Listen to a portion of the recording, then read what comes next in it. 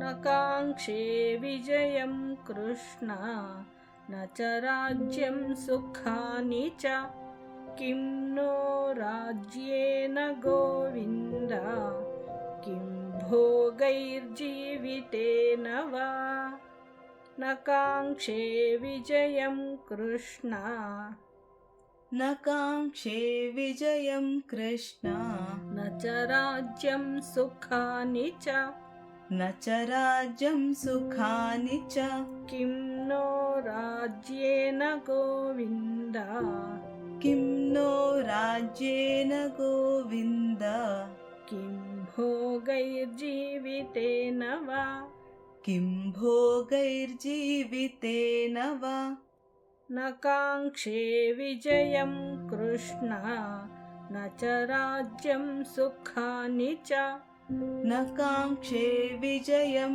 कृष्ण न च राज्यं सुखानि च किं नो राज्येन गोविन्द किं भोगैर्जीवितेन वा किं नो राज्येन गोविन्द किं भोगैर्जीवितेन वा न काङ्क्षे विजयं कृष्ण न च राज्यं सुखानि च किं नो राज्येन गोविन्द किं ಭೋಗೈರ್ಜೀವಿತೇನ ವಾ.